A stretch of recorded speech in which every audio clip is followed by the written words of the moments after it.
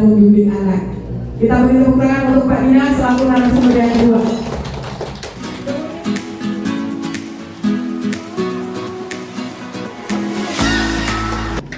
Tepuk tangan untuk Bu Leticia Pautan. Kemudian ini ada 3 narasumber lagi yang semuanya akan menyampaikan tentang pembelajaran mendaki. Kemudian yang kedua ada Bu Ratna Wijayanti. Yang ketiga ada Pak Dimitri Yudayanto.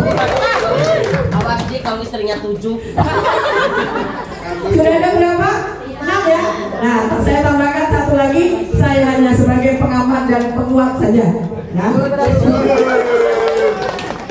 Enggak, saya di sini hanya menguatkan saja. Seperti tadi pesan Pak Om ya, udah saya kuatkan saja. Tapi kalau Bapak Ibu sudah kuat dalam penyampaian, nggak usah saya kuatkan lagi. Saya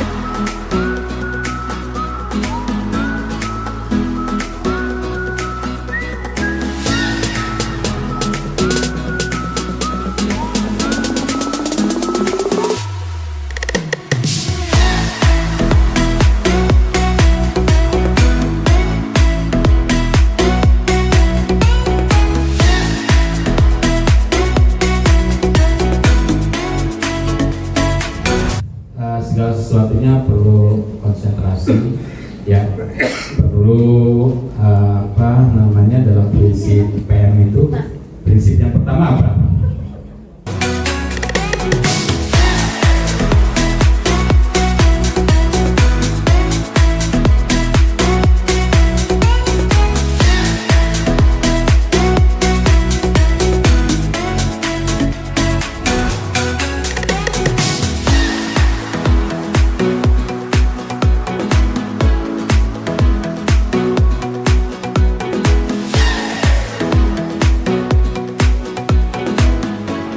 Pagi 3 kali, kemudian kalau tepuk siang 2 kali, tepuk siang, kalau tepuk sore 1 kali, tepuk sore, tepuk malam.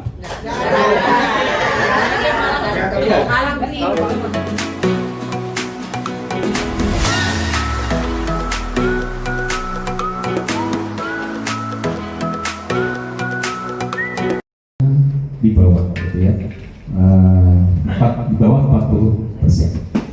Nah ini kenapa ya Bapak Ibu ya, kembali lagi tentunya kepada baik, ini mau ada isi, oke, langsung di sini atau masih semangat kan Bapak Ibu semua? Semangat, nanti jawabnya oke gitu ya. Semangat. Oke.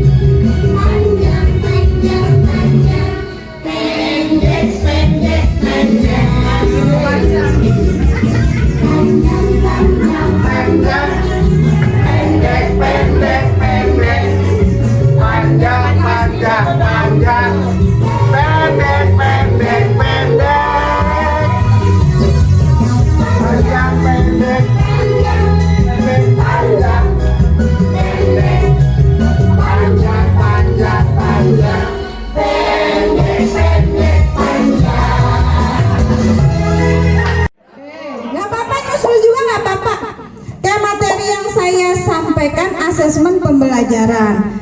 Ini udah mulai nih Bu. Oke, silakan dijawab. Jawab.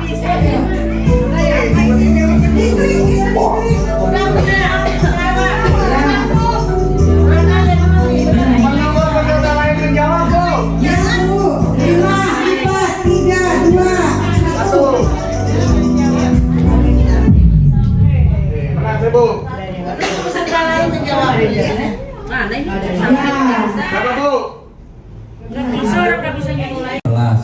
Selama penjelasan berlangsung, siswa mendengarkan dengan seksama karena Pak Dani meminta siswa merangkum materi yang telah disampaikan. Selanjutnya, siswa mengumpulkan hasil rangkuman materi yang telah disusun.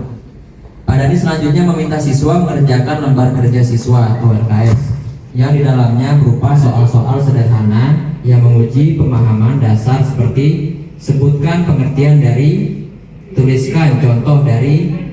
Setelah semua soal dikerjakan, Pak Dani meminta siswa bertukar LKS untuk saling memeriksa jawaban. Ketika ujian semester tiba, Pak Dani menyusun soal. Karena itu hanya berbasis hafalan anak saja, nggak ada kayak misalnya anak itu berpikir kritis atau misalnya di awal itu diberi pembelajaran yang berpandangan menyenangkan dan bermakna. Ya, itu ya. Terima kasih Miss Mary. Pelajaran. Jadi asesmen itu sebagai pengumpulan atau pengolahan.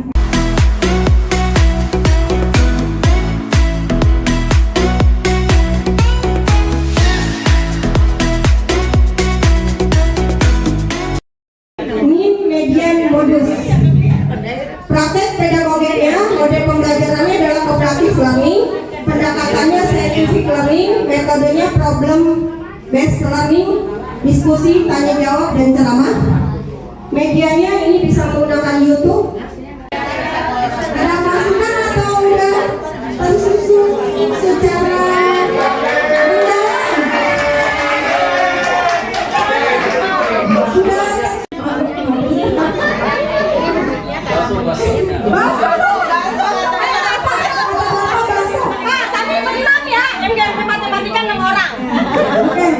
bisa ngasih tembak, wow. Kita kasih kita kasih wow. Selanjutnya adalah penerapan inquiry kolaboratif, dialog terbuka. Jadi setelah selesai melakukan tadi, ya kan, di aplikasi udah refleksi, kita berhubung lagi timnya tadi, gimana hasilnya, ya, menciptakan ruang-ruangan untuk dialog reflektif, kemudian mengajukan pertanyaan juga untuk eksplorasi mendalam, berbagi pengalaman dan kegagalan yang dibangun. Kemudian integrasi dalam inquiry kolaboratif, dialog terbuka menjadi inti proses dialog dan buka. Sekali lagi buka diri tadi ya, memperkaya setiap tahapan siklus inquiry. Kemudian menciptakan pemahaman dan solusi. Ya, tadi kalau anak yang di kelas gimana solusinya? Baik. Baik. Ini saya punya apa namanya? Untuk apa ya? Menggambarkan tentang inquiry kolaborasi. Coba bisa nyambung nggak saya mulai? Yang gelap. Mungkin mereka pemalu, kata Mentari sambil melempar kerikil. Kerikil itu hanya membuat ria kecil, lalu air kembali rata, menyembunyikan rahasianya. Mereka mencobanya lagi, tetapi hasilnya sama. Ini bukan cara yang tepat, ujar Wulan. Kita hanya melihat permukaan. Untuk tahu apa yang ada di bawah, kita harus menyelidiki. Kita perlu pertanyaan yang lebih baik, bukan hanya kerikil. Mereka bertiga duduk. Aksa mulai membuat daftar apa yang mereka butuhkan. Mentari diam mengamati. Lihat, bisik Mentari. Cahaya matahari menciptakan. Dari hasil identifikasi masalah, saya menuliskan Sakati untuk menilai keterampilan menulis, pemikiran kritis, dan refleksi mendalam. Yang kedua, deskripsi kegiatannya ada refleksi hasil dan identifikasi kekuatan atau kelemahan.